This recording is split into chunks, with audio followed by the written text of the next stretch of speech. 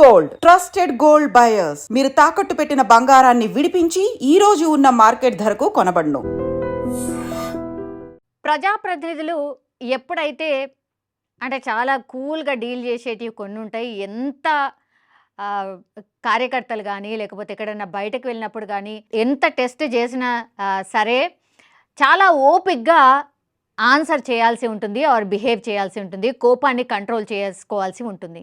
కానీ కొన్ని సంఘటనలు అసలు నిజంగా షాకింగ్గా ఉంటాయి. అండ్ కొంతమంది లీడర్స్ అయితే ఎంత సౌమ్యంగా ఉంటారు, చాలా చక్కగా మాట్లాడతారు, అబ్యూజ్ లాంగ్వేజ్ ఉండదు, చాలా డీసెంట్గా అరే ఈ లీడర్ని చూసుకొని నేర్చుకోవచ్చు అన్నటువంటిది చాలా టైమ్స్ మనకే అనిపిస్తూ ఉంటుంది. అట్లాంటి లీడర్స్లో మొదటి వరుసల్లో ఉంటారు అనుకోవచ్చు. అది మల్కాజ్గిరి బీజేపీ ఎంపీ ఈటెల రాజేందర్. ఈటెల రాజేందర్ ఈ విజువల్ మీరు ఏదైతే చూస్తున్నారో మీరు చూస్తోంది ఈటెల రాజేందర్ గారినే. ఈటెల రాజేందర్ గారికి కూడా కోపం వస్తుంది. ఈటెల రాజేందర్ గారు కూడా కోపం వస్తే ఏం చేస్తారో స్పష్టంగా మీకు విజువల్లో కనిపిస్తోంది. ఒక్కసారిగా ఈటెల రాజేందర్ ఒక వ్యక్తిని చెంప మీద కొడుతున్నటువంటిది మనకు స్పష్టంగా కనిపిస్తోంది. అది ఎంత వైరల్గా మారింది అంటే ఈటెల రాజేందర్ ఒక వ్యక్తిని కొట్టడం ఏంటి, ఆయన ఇంత కోపంతో ఒక వ్యక్తి మీద దాడి చేయడం ఏంటి అనేది ఇప్పుడు ఇక్కడ చాలామంది మాట్లాడుకుంటున్న వార్త. అండ్ ఇంకోటి ఏంటంటే చాలా షాకింగ్ ఇన్సిడెంట్ కూడా. యాక్చువల్లీ ఇది ఏంటి అంటే ఈ మధ్యకాలంలో మనందరికీ తెలుసు హైదరాబాద్ చుట్టుపక్కల హైదరాబాద్ ఎప్పుడైతే విస్తరించడం స్టార్ట్ చేసిందో, శివారు ప్రాంతాలు ఎప్పుడైతే విస్తరణ స్టార్ట్ అయిందో అప్పుడు చాలా మట్టుకైతే ఈ ధరణికి సంబంధించిన ఇష్యూస్ కావచ్చు, ఈ హైడ్రా ఇష్యూ కావచ్చు, లేకపోతే చెరువుల కబ్జాలు కావచ్చు, లేకపోతే భూములను కబ్జాలు చేయడం కావచ్చు, పేదల భూములని అక్రమంగా కాజేసిన విధానం కావచ్చు, ఎవరో ఒకరు అండ చూసుకొని ఈ కబ్జా కోరులు రెచ్చిపోయారు, హైదరాబాద్ చుట్టుపక్కల భూములన్నీ కొల్లగొట్టారు అనేది చాలా మట్టుకైతే ఈ వార్తలు ఫ్రీక్వెంట్గా మనం వింటూ ఉన్నాం. అందులో భాగంగానే ఇప్పుడు ఈటెల రాజేందర్ ఎవరైతే ఈ వ్యక్తిని కొడుతున్నాడో అతను కూడా ఆయన రియల్ ఎస్టేట్కి సంబంధించిన బ్రోకర్. ఆయన పేదల భూములను కబ్జా చేశాడు, పేదల భూములు మావి అని అంటూ వాళ్ళని బెదిరించడం స్టార్ట్ చేశాడు. ఈ పేదలందరూ కూడా ఆయన నియోజకవర్గ పరిధిలోకే వస్తుంది కాబట్టి వాళ్ళందరూ వెళ్ళి ఈటెల రాజేందర్కి యాజ్ ఏ ఎంపీగా మొరపెట్టుకోవడం, ఆ తర్వాత ఆయన్నే రంగంలోకి దిగి అసలు ఏంది అనేది తెలుసుకోవడానికి వెళ్ళడం. అసలు ఆ బ్రోకర్ కూడా ఎక్స్పెక్ట్ చేసి ఉండడు, మా భూములని ఇట్లా కొల్లగొట్టుతున్నాడు సార్, చాలా రోజుల నుంచి ఇది నడుస్తోంది, మా భూములని మాకు కాకుండా చేస్తున్నాడు, ఈ బ్రోకర్ వేరే వాళ్ళకి అమ్మేస్తున్నాడు, ఆయన పేరు మీదకి ట్రాన్స్ఫర్ చేసుకుంటున్నాడు, పూర్తిగా దందా చేస్తున్నాడు మా భూముల మీద, మమ్మల్ని ఎటు కాకుండా చేస్తున్నాడు అని ఈటెల రాజేందర్కి వీళ్ళందరూ కూడా బాధితులు ఎవరైతే ఉన్నారో వాళ్ళందరూ కూడా మొరపెట్టుకోవడం జరిగింది. అప్పుడు ఈటెల రాజేందరే స్వయంగా అక్కడ గ్రౌండ్లోకి వెళ్ళి అసలు ఏం జరుగుతుంది ఏంటి అనేది వాస్తవాలు చూడడానికి వెళ్ళినప్పుడు ఆ బ్రోకర్ అక్కడే ఉండడం, ఆ బ్రోకర్కి సంబంధించిన వాళ్ళు చాలామంది అక్కడే ఉండడం, ఆ తర్వాత వీళ్ళందరూ అనుచరులు అండ్ బాధితులు ఎవరైతే ఉంటారో వాళ్ళందరూ కూడా అక్కడికి వెళ్ళడంతో ఒక్కసారిగా ఉద్రిక్త వాతావరణం అనుకోవచ్చు.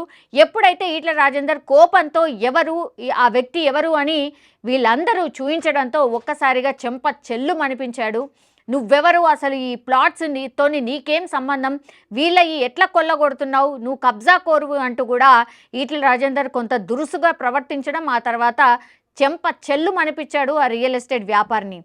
అప్పుడు మిగతా కార్యకర్తలందరూ కూడా దేహశుద్ధి చేసిర్రు ఆ బ్రోకర్ని. సో ఒక్కసారిగా ఆ విజువల్ చూసిన వాళ్ళందరూ కూడా షాక్కి గురవుతున్నారు. ఎందుకంటే కబ్జా కోరులు చాలా పెద్ద ఎత్తున ఈ హైదరాబాద్ చుట్టుపక్కల ప్రాంతాల్లో చాలా పెద్ద ఎత్తున కబ్జాలు చేసేశారు. ఆ ఇష్టం వచ్చినట్టు వాళ్ళ పేర్ల మీద రిజిస్ట్రేషన్ బెదిరించడమో అదిరించడమో ఎంతో కొంత ఇచ్చేసి వాళ్ళ భూములను కొల్లగొట్టడమో, లేదంటే వినని వాళ్ళకి రాతోరాతు వెళ్ళి వాళ్ళ దాంట్లో పూర్తిగా ప్లాటింగ్ చేసేయడం, హద్దులు పూర్తిగా పెట్టేసుకోవడం, ఇట్లాంటి ఇన్సిడెంట్సే చాలా వరకు చూసాం. ఎవరో ఒకళ్ళ అండ చూసుకొని ఇలా రెచ్చిపోవడం కూడా మనం చూసాం. అందులో భాగంగానే ఈటెల రాజేందర్కి కూడా ఇదే కంప్లైంట్ వచ్చింది. ఇది ఎక్కడ అంటే యాక్చువల్లీ ఇది గట్కేసర్ మండలం కొర్రమలలో ఏకశిలా నగర్ ఓనర్స్ అసోసియేషన్కు మద్దతు తెలపడానికి ఈటెల రాజేందర్ వెళ్ళారు. సో ఈ అసోసియేషన్కే ఉన్నటువంటి ప్రాబ్లం ఇది. వాళ్ళు అడ్రస్ చేసుకోవడానికి ఈటెల రాజేందర్ దగ్గరికి వెళ్ళినప్పుడు డైరెక్ట్గా ఆ భూముల దగ్గరికే తీసుకెళ్లడం, ఆ బ్రోకర్ అక్కడే ఉండడంతో ఒక్కసారిగా ఈటెల రాజేందర్ కోపంతో ఊగిపోయి అతన్ని చేయి చేసుకోవడం అయితే జరిగింది. సో వాళ్ళిద్దరు కూడా ఇరువురు మళ్ళా కొట్టుకోవడం జరిగింది. వాళ్ళందరికి కూడా కొంత గాయాలయ్యాయి. ఆ తర్వాత వీళ్ళందరినీ కూడా హాస్పిటల్కి షిఫ్ట్ చేశారు. హాస్పిటల్లో ప్రస్తుతం గాయాలకి ట్రీట్మెంట్ జరుగుతోంది అనేటువంటిది కూడా ఇప్పుడు మనకున్నటువంటి ఇన్ఫర్మేషన్. సో కోర్టు కేసులో ఉండగా ఇట్లా ప్రైవేట్ ప్రాపర్టీలోకి వచ్చి దాడి చేశాడు ఈటెల రాజేందర్ అనేటువంటిది వీళ్ళ ఆరోపణ. అంటే ఈ బ్రోకర్ని ఎవరినైతే కొట్టారో ఈటెల రాజేందర్, ఆయన ఆరోపణ ఇది ప్రైవేట్ భూముల వ్యక్తులు, ఇవి మావి అన్నటువంటిది చెప్పే ప్రయత్నం చేశారు. కానీ ఈటెల రాజేందర్, మీరు కబ్జాకోరులు, ఈ కబ్జా చేసినటువంటి భూమి ఇవి పేదల భూములు, వాళ్ళకే ఇచ్చేయాలంటూ కూడా పూర్తిగా ఆయన వాదిస్తున్న పరిస్థితి అయితే కనిపిస్తోంది.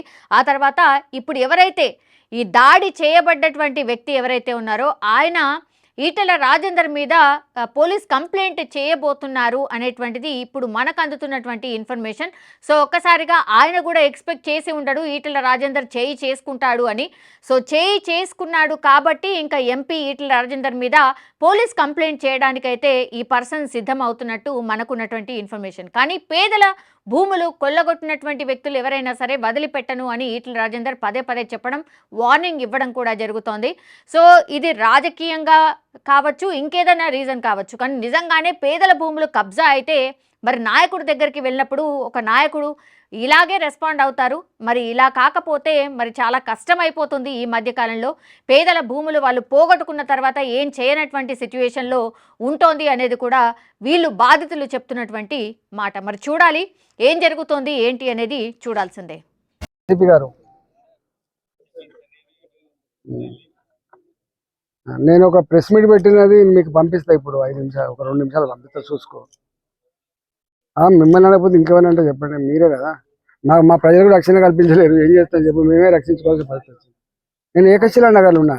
మీ సిఐ అంటూ అడుగు ఏమైందో ఇక్కడ చెప్తాడు. మీ సిఐ అంటూ అడుగు, నేను పంపిస్తా. హైదరాబాద్ చుట్టుపక్కల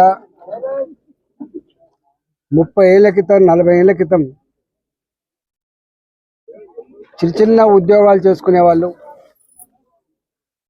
చిన్న వ్యాపారాలు చేసుకునే వాళ్ళు ఆనాడు భూములు కొనుక్కొని ఇల్లు కట్టుకుంటున్న సందర్భంలో మళ్ళీ మాకు వేరే రిజిస్ట్రేషన్ ఉందని చెప్పి దొంగ డాక్యుమెంట్స్ సృష్టించుకొని పోలీసు వాళ్ళని మేనేజ్ చేసుకొని, రెవెన్యూ అధికారులను మేనేజ్ చేసుకొని పేదలు కట్టుకునేటువంటి ఇళ్ల మీద దౌర్జన్యం చేస్తున్నారు. మొన్న అరుంధతి నగర్లో, బాలాజీ నగర్, జవహర్ నగర్లో ఇట్లే చేస్తే మేము పోయి వచ్చినాం.